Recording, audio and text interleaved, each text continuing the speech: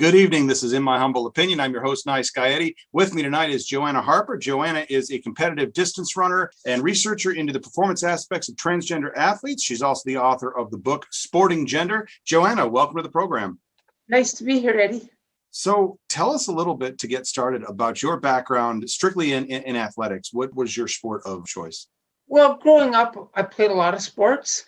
In high school, I was a star on the basketball team in high school. I ran track and cross country. I was also on the golf team.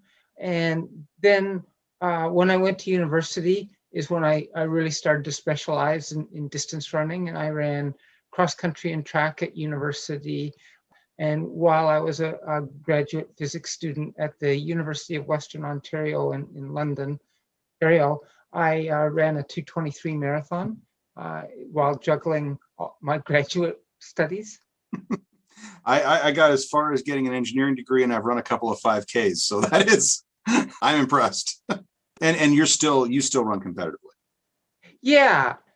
You know, I'm older and slower, and I don't run quite as much as I did when I was in my 20s. But yes, I still compete, and I have won a few old lady national championships.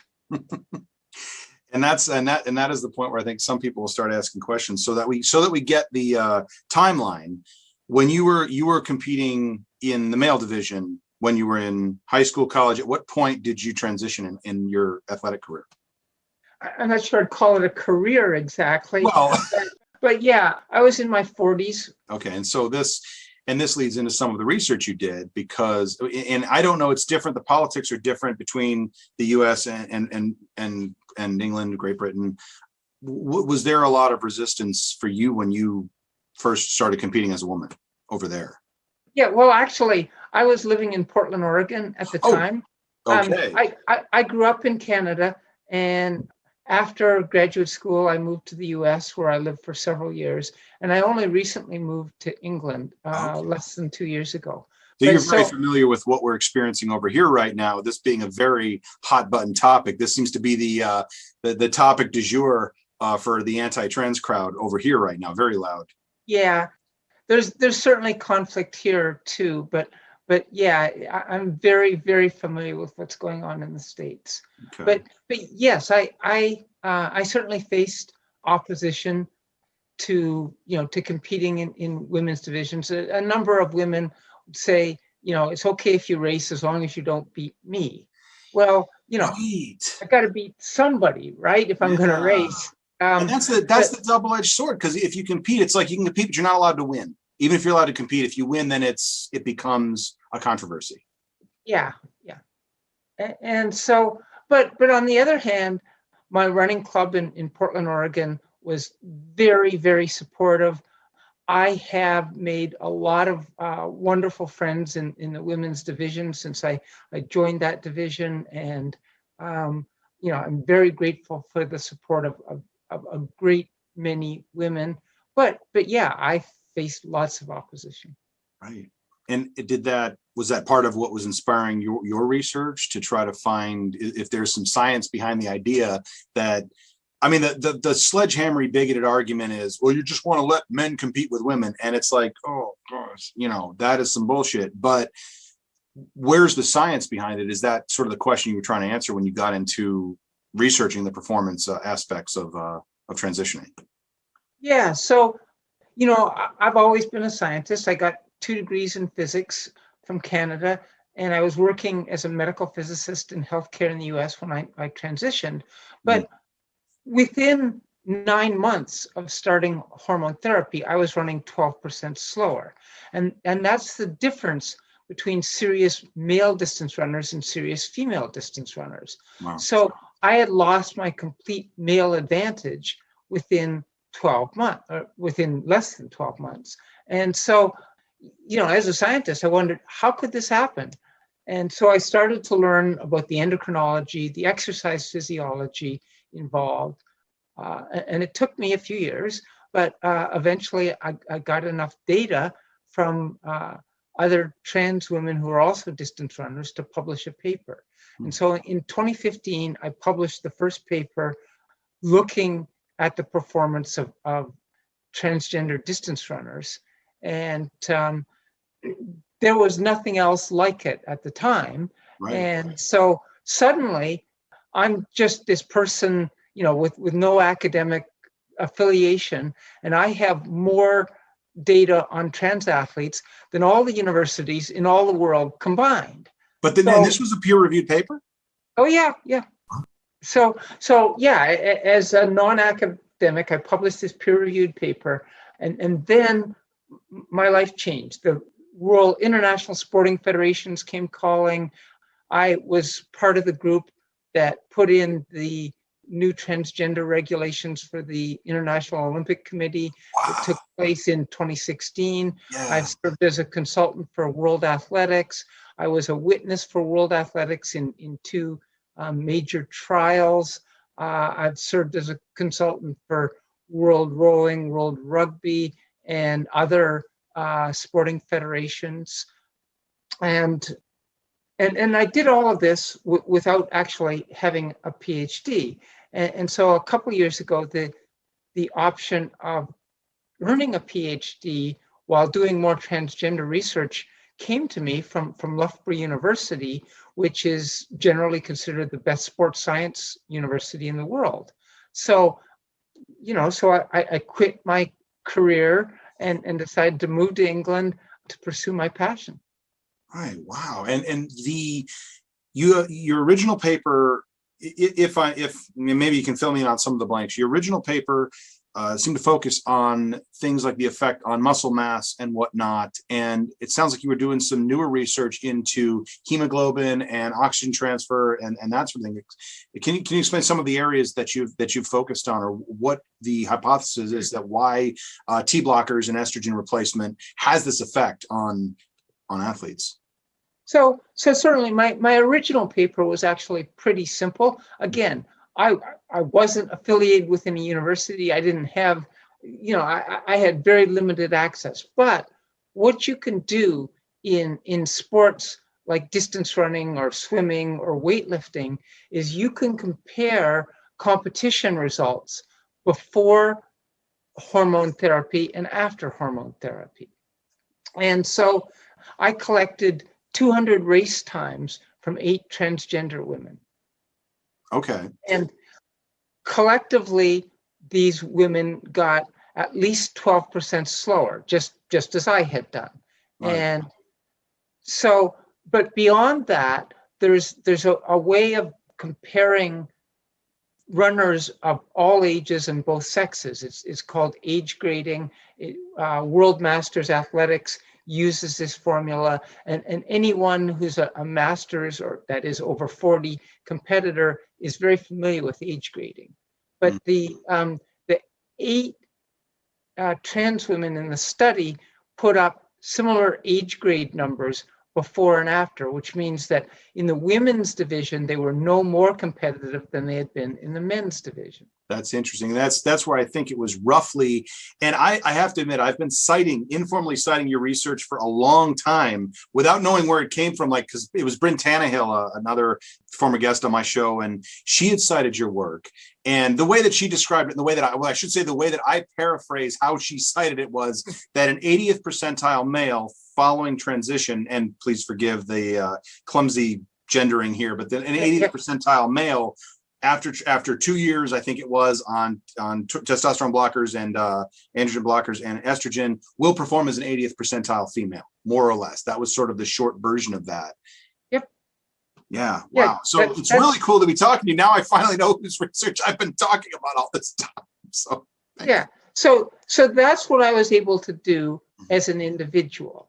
Right. But coming over here, I have more access to to all that a university will offer, and we recently published a paper, in fact just a couple of weeks ago, that was a review paper that looked at the changes that occur in non-athletic transgender women with because you were doing only runners before, so what does it say about the general population?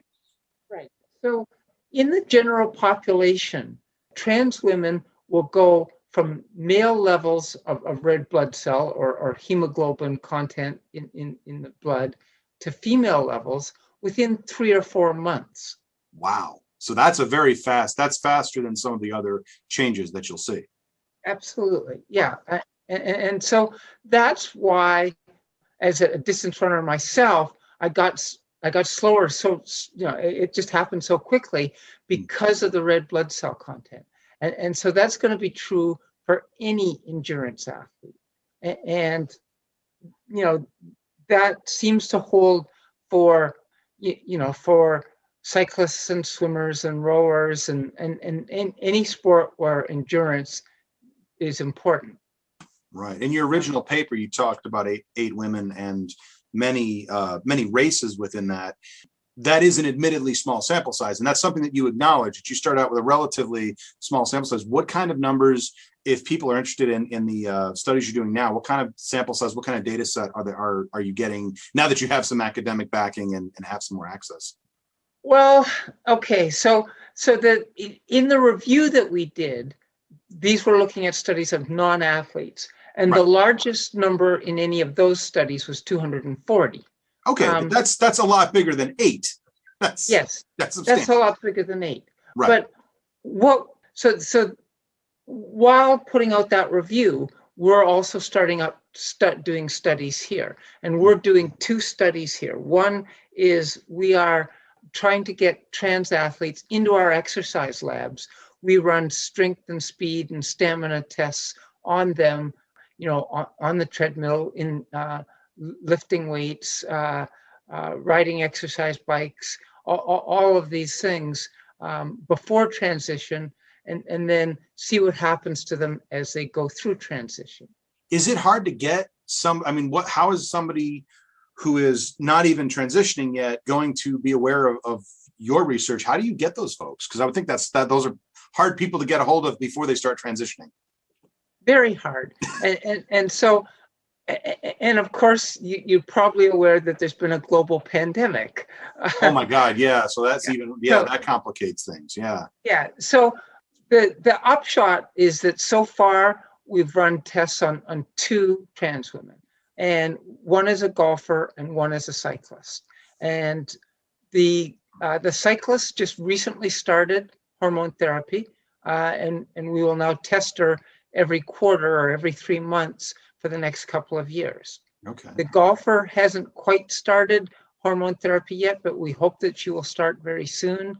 And now that things are getting back to normal, that the best way of getting these candidates is to go through the gender clinics and to get athletes just before they start their hormone therapy, and hopefully in future that will get us greater numbers. But for now, we just have 2. Okay. And that's for the ongoing study. So that's something that will grow over time. And so you're looking for people to come into a lab. This limits your sample size to people that are in England or can have some access. So if there are people in England right now that are listening to this and think, oh, I'm considering transitioning, I want to be part of this, where is there a place they can contact, or how would they get a hold of your study to say, hey, can I participate? I'm j.harper at lboro.ac.uk. I'm on Facebook. I can be contacted in many ways, but those are perhaps the 2 best.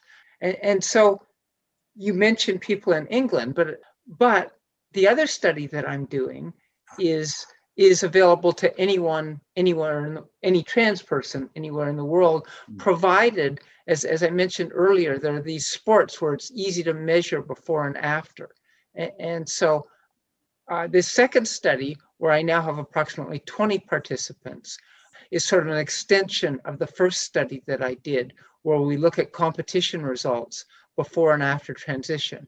But we're also looking at more data like blood samples and more corroborating data to help us understand exactly why these changes have occurred.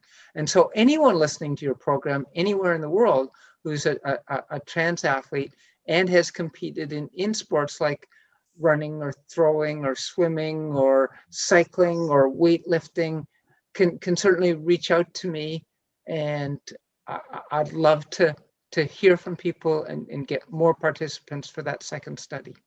Definitely. Hopefully there will be some coming your way for that.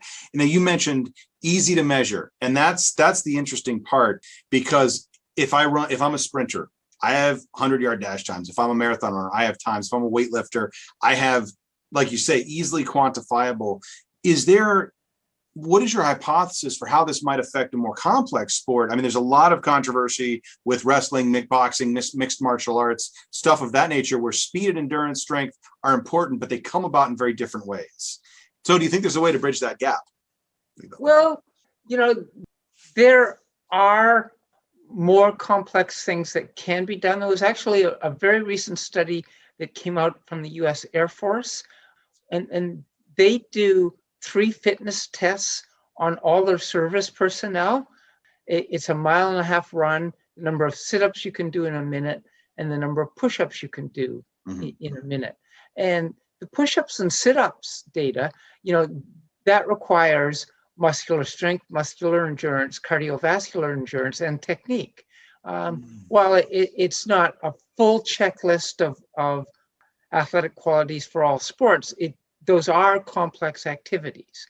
And they did find that the trans women in the sit-ups and push-ups did come down to the same level as the cisgender women, but it did take 2 years in their study. And that 2 years is what the IOC uses for trans athletes. The IOC uses 1 year. Oh, 1 year. Okay, 1 year on testosterone blockers and estrogen replacement. Yeah, in particular, the IOC and World Athletics require that blood testosterone levels be reduced below a certain value. Right. So, but in order to do that, yes, it's pretty much necessary to go on a testosterone blocker plus estrogen. Right. And to anyone, these kinds of measurements do get complicated, because what people don't consider is that there are cisgender women with elevated levels of testosterone. So when you have these limits to say we have to be below a certain level, I don't think people really understand what the full range of that is, because you can have a female athlete with abnormally high levels of testosterone that occur naturally, and it's tough to decide when is this an unfair advantage if this is just how they were born, just like the argument that's being made against trans women. Well, they were born with an inherent advantage, which your research is showing goes away within 3 months, 1 year, 2 years, etc. There's some range, and we'll, hopefully within time narrow that down to a more precise estimate. But there are cisgender women that have various conditions that will elevate testosterone. They do very well in athletics, and there have been some recently that have been disqualified for those reasons. People need to understand there's a big range of that. Actually, the testosterone range for women is very narrow, and when I say range, I mean range in the scientific sense of the word. Okay. And the scientific sense of the word means the 95% confidence level. Okay. So the range for women is a very, very narrow range. However, because you're talking about the 95% confidence level, that means that by definition, 2.5% of women, and let's just say for women, those identified as birth at female. Exactly, yes. So let's just use that as our criteria for women, will have testosterone above the female range. The most common reason for that is a condition called polycystic ovary syndrome, yes, which will increase testosterone, but the increase is fairly mild. Oh, really? Okay. Yeah. In terms of their testosterone versus other women, they can get up to twice as high as other women, but that's still far, far below what men have. Right. But there are conditions known as intersex conditions where someone can be born with internal testes, but external female genitalia. So they are identified at birth as female, and those intersex women can have testosterone into the men's range. And so pretty much every sporting federation has said that any woman with polycystic ovary syndrome should be allowed to compete. And, while it's advantageous, the advantage is fairly small. And that's part of the reason where, as far as where to set the testosterone level for trans women. World Athletics has set the testosterone limit for trans women to be the top of where women with PCOS come in. And that's certainly one place to set it. And I think it's probably the best place, but you could choose other numbers. But then what to do about intersex women, it gets even more challenging than what to do with trans women. And we're not really going to go into that here. But there's a completely different dimension that when you start going in that direction. Yeah. And this is why I say, I admit that when people are discussing this and they're saying, there's no science behind it or whatever, like I said, I've informally cited your work, and I will now more formally cite your work. But I said, it's not perfect, but good enough for the IOC, good enough for me. Who am I to question the Olympics? And when I see somebody winning Joe Bob's local gym, Southwestern Connecticut regional, and they're saying, oh, this person broke all records. And I'm like, well, what? I mean, very problematic to suggest you can look at somebody and say, well, they don't look trans. That's obviously horrible. But I'm forced to ask, what guidelines are they doing? Because it's certainly, in this one instance where somebody put that to my page, I'm looking at somebody going, that is a very male proportioned person. This does not look like somebody who's been on hormone replacement for several years, because even when a woman gets muscular, it's not the same. It doesn't look the same, doesn't carry the same. And I said, well, what is Joe Bob's gym, local Southwestern Connecticut regionals actually, what are they checking? Are they checking testosterone levels? Are they even looking for this? I could find no information about that. And I'm thinking they didn't. They basically, somebody came on and competed who would not have qualified for the Olympics, for the International Athletic Association's guidelines. And they were doing it essentially as a stunt and to make a point and throw some fuel on this fire. That's how I read. Again, one or two of those that have come across my feed over the last couple of years, because there's a lot of people that think they can disprove. Well, I don't think there's a lot of people that don't even realize you've done this work, but then if they do, they want to disprove this or whatever. I don't know. So, there have been a few trans women who've been successful. And one of the things, we talk about, like I talked about the sit-ups and push-ups totally resolving, but pure strength measures don't entirely resolve. Trans women will always maintain a strength advantage over cis women. Okay, that's interesting. That's going to be true. But, like the push-ups, that goes away. And that certainly depends largely on strength, although not entirely. Yeah. So it is complex. But so in pure strength sports like weightlifting, there might be perhaps some further restrictions other than just testosterone that might be appropriate. But on the other hand, it's important to understand that, in sports where size and strength are really important, they get divided into weight categories. Right. And while trans women are on average stronger than cis women, it's not really clear that trans women are pound for pound stronger than cis women. And so it gets to be a very complicated thing. And there's certainly trans women as a group are not taking over women's sports. It hasn't happened in the last 40 years because Renee Richards competed more than 40 years ago. Right. It hasn't happened in 40 years. It's not happening now, and it's not going to happen in the next 40 years. Right.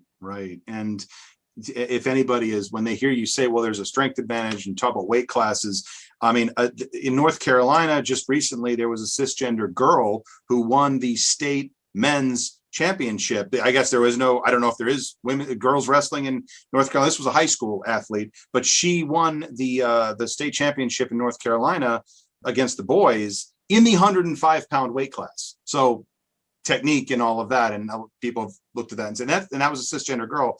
And the flip side of these kind of goofy laws that insist on, your gender assigned at birth being that is how you compete, was that a trans boy recently won the girls statewide wrestling title in Texas for the second straight year.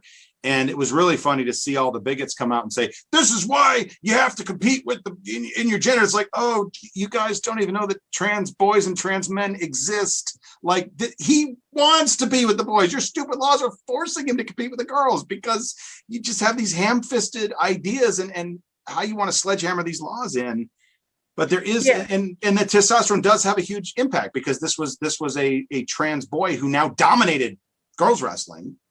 And there was also a lightweight professional boxer last year, I believe, or the year before, who won their first, I don't know what their record has been since, but won their first professional bout as a trans man competing, professionally with boxing. So testosterone does have a huge impact at those disparate levels. Yeah, Patricio Manuel is the professional boxer. And if you look at Patricio with his shirt off, he's one muscular dude. Yes. And he obviously he's worked hard at it, but the testosterone has certainly helped him to develop musculature. Unfortunately, there aren't many men who want to get into the ring with Patricio because they're afraid they'll be quote unquote beaten by a girl, right? Yeah, that's unfortunate. Yeah, so Patricio hasn't fought another professional bout that I'm aware of since his first one, because it's hard for him to find opponents. Right. And of course, there's also been a global pandemic too. Well, but I certainly hope that he can find more guys willing to step into the ring with him and continue his professional career. But on the wrestling side, just so that you know, in most states in the US, there's no girls wrestling. Yeah. So if girls want to wrestle, they have to wrestle on the boys team. Mm-hmm. But Texas is one of the states that does have girls wrestling. Yeah. And so as you said, Mac Beggs, although he was a trans boy, he's a trans man now, but he was forced to wrestle against the girls, even though he wanted to wrestle against the boys. And he is now at college wrestling against the men. Right. And when you see the pictures of them when they're, raising his arm in victory, it's like, wow, that dude is big. That dude is ripped.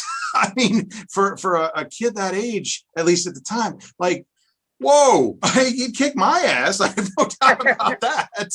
Like, and it was just hilarious to see all the haters kind of just out the knee-jerk reaction to think what we're talking about is trans girls, and in fact, a lot of the stuff gets fouled up with them when they forget that it goes the other way too. Yeah, certainly Patricio and Mac are not the only trans men who've been successful in sports. And so the idea that, the only concern with trans athletes is with trans women certainly is a false idea. Right. Are you familiar with with Fallon Fox, the fighter?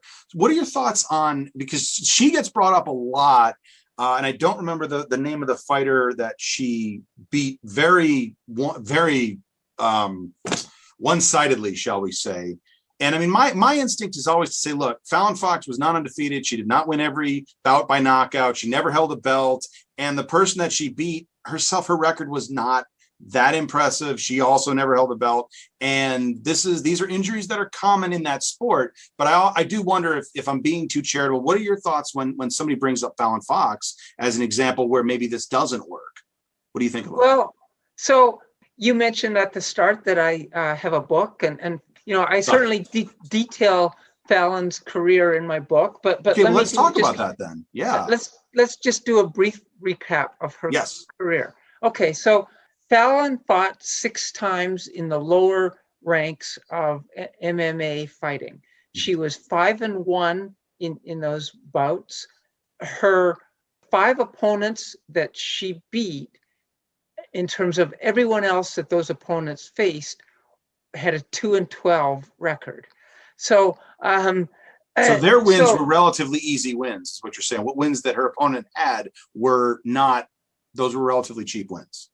yes, she was not fighting the cream of the crop. The Right. one woman who beat her did go on, and they have sort of a major leagues of MMA, and Fallon fought in the minor leagues. The Mm, one woman who beat her did go on to the major leagues, and has compiled a 50-50, roughly 50-50 win-loss record in the right, major leagues. right, And so she was a pretty decent fighter. The rest of the women that Fallon fought, not so much. right. And in particular, this last bout that she fought against Tamika Brents. That's the one. Yep. And Tamika was overmatched in the fight. And there's no two ways about it. That fight shouldn't have happened. But at this time, Fallon was finding it hard to find opponents. And so she took this fight that she could get it. And it was a very, very one-sided affair. Yeah. And so what happened is for much, for the last third of the bout only lasted 2 minutes, and maybe for the last 30 or 40 seconds, Tamika was face down on the canvas, which doesn't disqualify you in MMA. That doesn't necessarily stop the fight. Right. And so So Fallon but what are you supposed to do? Like, if you're allowed to attack, you're not going to stand there and just let them get back up. Yeah. So it's not a 10 count like boxing. I'm more of a boxing fan. My background is more in boxing. So yeah. So what happened is Brents is down on the canvas, just lying there and isn't going to get up. So Fallon sits on top of her and hits her again and again and again in the same spot in the head. Right. And so she winds up breaking the orbital bone of Brent's and causing a concussion. The referee should have stopped the fight. It never should have happened in the first place. But yes, it was a broken bone and a concussion for her opponent. And that is the only documented case of a trans woman causing a concussion in a cis woman. And that was 7 years ago. There are 1 million cis women who cause concussions in other cis women every year. Yes, and men. This is a common occurrence in. I mean, again, I can only speak to boxing because I'm more familiar with that. But this happens all the time. Broken, detached retina, broken orbital bones, concussion. I mean, this is a common injury in that sport. And I know a lot of people will hear that and go, "Well, come on," but it happens. And as you say, there are millions of cis women that have done that to other combatants. This is something that it is a risk of the sport and of the profession. Yeah. So as far as I know, in the last 10 years, one trans woman has caused a concussion in a cis woman, one cis woman has caused a concussion in a trans woman, and millions of cis women have caused concussions in each other. So I don't know if it's millions, but it's countless. Okay. Yeah. Right. So in other words, you don't think that I'm being unreasonable when I kind of hand wave that and say, look, that's a risk of the sport, and this is not unusual. Then this was a very typical fight in your mind. Yeah, as I say, it was a one-sided fight. It probably shouldn't have happened, but yeah, as you say, broken orbital bones, concussions, those are very, very common risks of stepping into the ring with somebody who's trying to hit you in the head. Right. And if the rules are that once somebody is down, that there's no go to a neutral corner, do a 10 count. Like if that's the rule, then the question is that rule maybe needs to be evaluated. Although I don't want to speak to what somebody else, that's not my sport. That's not a sport I follow. So I'm not going to say how they should run their bouts. But if you have a problem with it, that sounds like what you need to look at. So tell us a little bit more about the book then, about sporting gender. What other than Fallon Fox, what is this all about? So I look at the history of history and science of intersex and transgender athletes. I start, or maybe not start, but chapter 3 deals with the decade of the 1930s. And I don't want to talk too much about it here, but anyone who's interested in the intersex story, and many people have only heard of it recently, if you look at many, if not most, of the prominent women's athletes in the 1930s were probably intersex. And it's a fascinating decade to look at. I go into the science of intersex conditions. I talk about all of the rules that have happened over over the past 80 years, how sports have tried to decide who gets to be in women's sports and all of the difficulties with those. I talk about early trans athletes such as Renee Richards and what has developed in the trans world. The last half of the book covers the last 10 years in more depth. It's where things like Caster Semenya, the South African intersex athlete, has become a very prominent person. More trans people are becoming apparent. And it's also the decade that I got involved personally. So it deals with a number of things, including my personal involvement and my personal story. And so it's a multifaceted book. Book Authority has called it one of the best sports science books of all time. So, it has gotten generally pretty good reviews.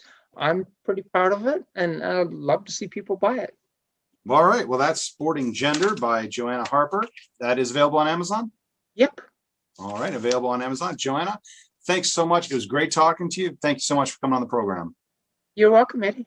I want to thank Joanna for coming on the program, and I want to take a few minutes here, do a little preaching to the choir, do a little ranting in favor of critical thinking and science. Now, everybody claims to be a critical thinker. This is a very trendy claim to make. They claim to be critical thinkers. They claim to have science on their side. I make these claims.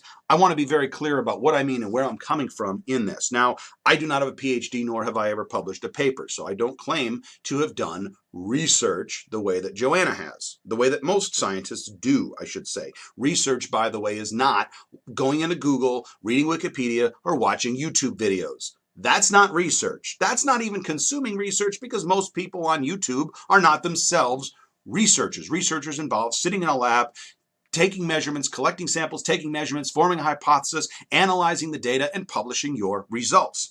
Now, what is my background? I mentioned earlier in the show that I do have an engineering degree.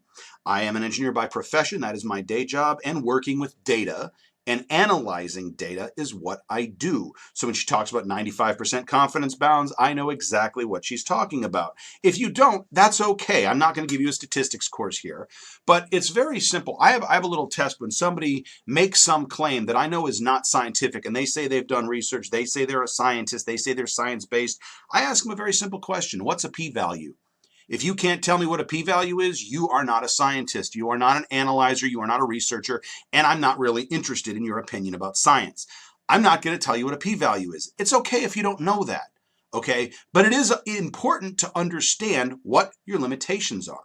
Now, does this apply to me? Yes! Of course it applies to me. I make mistakes. Hell, I voted for Bob Dole in 1996. Yeah, this is why I went from being a conservative Republican as a young man to being a very hardcore liberal, very soft-core leftist. Leftists don't actually count me among their numbers, but I am a liberal, and I have not voted for a Republican since 1996. And the reason is 25 years of hearing better arguments. Okay, hearing better arguments, seeing critical thinking, seeing science become an increasingly liberal endeavor. Now, why did this happen? Are liberals just inherently smarter? Well, of course, no. Yeah, well, but no, that's not really the point. The point is that the right, the Republicans and the conservatives, because I'm not Dennis Prager, I'm not going to sit here and try to suss out and divide out who I'm really talking about so that somebody wants to challenge me. I'm not going to have the excuse of saying, well, no, I don't mean, he does this thing where he says, I'm not talking about liberals, I mean leftists. Oh, for fuck's sake. Look, I'm talking about people on the right. I'm talking about conservatives. I'm talking about Republicans. I'm talking about Trump cultists. I'm talking about libertarians. I'm talking about all of these people. Anybody who does not call themselves a liberal, leftist, or Democrat, boom, right over there. They have become increasingly, over time, anti-science. Not just less scientific, but literally opposed to the practice of the scientific method. These are your young earth creationists. These are evolution deniers. These are your climate change deniers. And yes, they tend to really attack the left and the liberals on transgender issues because they think science is on their side. Well, it isn't. Okay, it is not. But this is an issue that a lot of people who, if you watch these YouTube videos, will say, I used to be a Democrat, I used to be a liberal, but I like science, and increasingly they're becoming not science. And bullshit. You were either never a liberal, you're not a science guy, you're either stupid or you're lying. Okay, because transgender issues are not where the left leaves science. It is just one more example of the right and of conservatives not practicing science, not using critical thinking, not engaging in the scientific method. At the end of the day, it is about conservatives doing what conservatives do, which is taking their dogmatic viewpoint, taking that viewpoint that makes them comfortable, that they can have faith in, faith. I'm going to come back to faith in a moment, and essentially rejecting all data, all observations, all measurements, all tangible evidence against that dogma.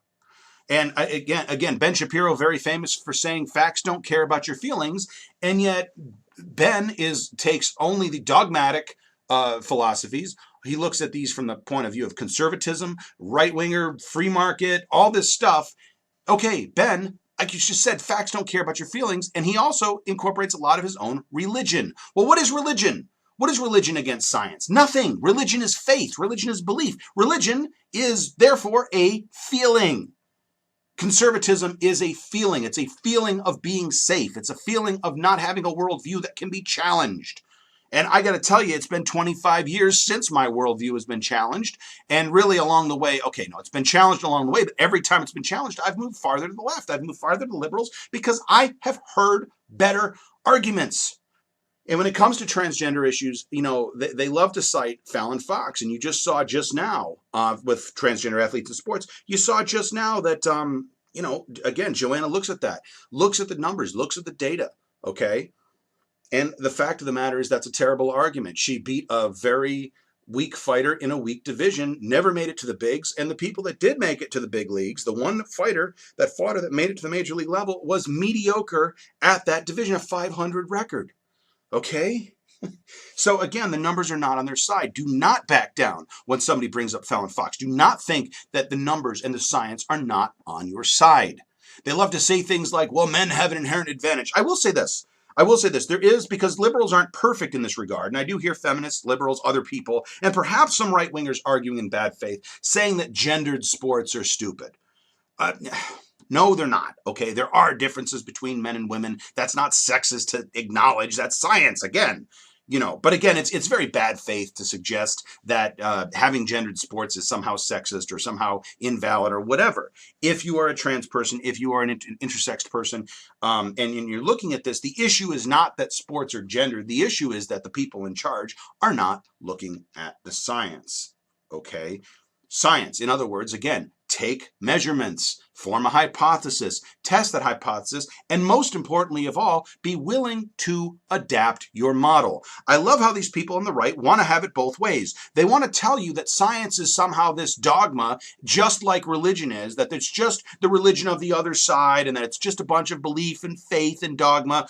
And then at the same time, they feel that science is weak. They attack science for being weak because it's always changing. Well, what is it? Is it that it's an unchanging dogma, like religion, like conservatism? Or is it this thing that's always changing? The answer is it's this thing that's always changing, but that's not a weakness, that's a strength. Because as Mr. Shapiro says, and that's the reason he's wrong every time he opens his mouth, facts don't care about your feelings. Facts don't ask for faith. Science doesn't ask for faith. In fact, it's the exact opposite. Science asks me to examine it. It asks me to challenge it.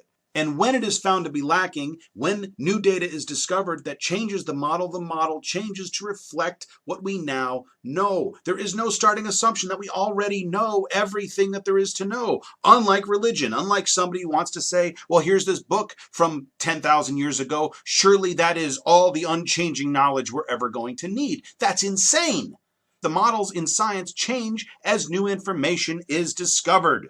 That is the inherent strength of science. It is why science is better. It is why science is not just a better approach, but it is why science is the only approach for discovering and creating new knowledge.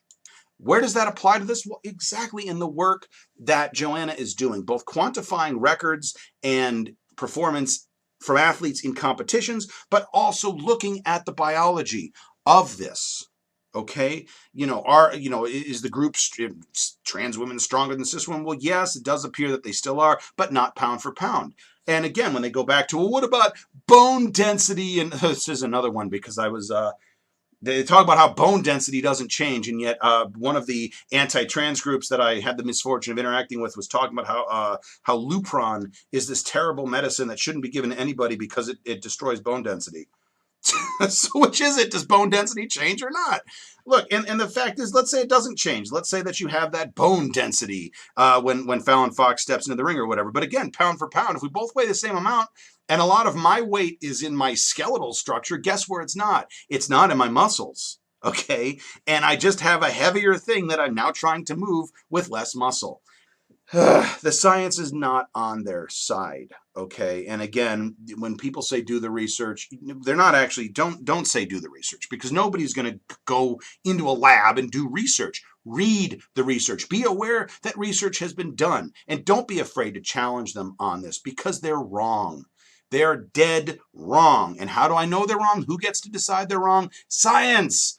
Actual frickin' measurements of reality. And the reality is that you can have trans women competing fairly with cis women. Even the gender model, when they come back to, well, we all learned in the 8th grade that XX, XY, penis, vagina, male, female, blah. That's all I hear. That's literally, I even hear that little grunt at the end because it is so stupid, because literally nothing else that I learned in the 8th grade was adequate to get me through the rest of my academic career. Many of us went to high school and even graduated. Some of us went to college. Some of us were fortunate enough to go to graduate school, and even fewer of us, but some of us went on to do PhDs and postdoctoral research. In other words, the shit you learned in the 8th grade was a minimalist model. And if you stopped learning anything in the 8th grade, you really shouldn't be commenting on high-minded ideas like science that other people have continued to work on. Okay? She mentioned intersex athletes. The idea, or intersexed people, the idea of XX and XY. Of course, those are not the only chromosomal possibilities. I actually have interviewed somebody on this show that has XXY chromosomes several years ago, Caroline Causey, and she is not unique. They want to say, well, it's a mutation. And so what? Does that mean that somebody isn't human? I mean, last time I checked, if you check their DNA, they're going to be human. That's what you want to use to justify outlawing abortion. You can't have it both ways, folks. And that's the other thing. Everything in science connects to other things. So you can't have young Earth creationism. You can't deny evolution, because you can't do those things. You can't believe those things without rejecting many other fields. And climate science is the same, really, it across the board. And transgender identities and performance and biology is no different.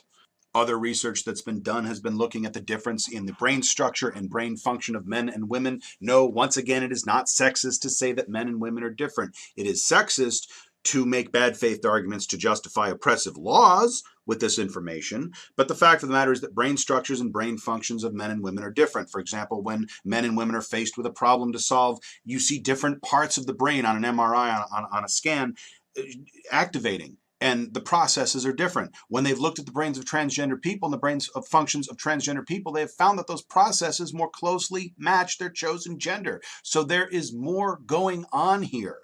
Okay, they take the words identify as, this they meaning the right, they take the words identify as and they go right back to acting like there's nothing else to it, that it's just a feeling and facts don't care about your feelings. Oh my God, I want to punch him in the smug fucking face every time I hear him say that, because once again, they're dismissing a lot of facts because of their feelings. They are dismissing a lot of facts because their feelings can't handle that their model and their worldview is being challenged and is being found to be lacking. So again, do not back down from these folks. Feel free, if you want, to cite this show, because this has a lot of Joanna's research summarized in her own words, summarizing her research. You can find it on my YouTube channel. You can look for Nice Guy Eddie on YouTube. You'll find me. Write me on Facebook. I'll send you a link. You can also find it on my blog, eddiecabot.blogspot.com. There's a tab at the top, IMHO 2021. That's a tab that contains the Mixclouds for all all of the shows that broadcast this year. So feel free to cite this show if you wish, but I think it would be better to cite Joanna Harper's research directly. And if anybody does want to do the research and look at some of what she's written, Sporting Gender is available on Amazon. Anyway, I appreciate you humoring me there, but I just really have no patience for anyone on the right claiming that science is on their side on any issue, including this one. It's just another example of Democrats and or liberals being held to a different standard. And by that, I mean, I can cite 99% of the time how science is not on their side, and they think if they can come up with the 1% example where we get it wrong, that somehow puts us on equal footing. It doesn't. Don't believe it. Don't accept it. Challenge it every single time. And if you want to dig deep enough, you know what? You will find that science is on your side. It's that simple. They make bad faith arguments. They do bad faith research. Anyway, thank you so much for joining me. I hope you enjoy the rest of your evening. If you have any suggestions for future shows, guests, topics, hit me up on Facebook, Eddie Cabot. Email me at niceguy9418@usa.com. Again, there's a YouTube channel. You can hit me up there. I hope you enjoy the rest of your evening. Please keep it tuned to Rainbow Radio.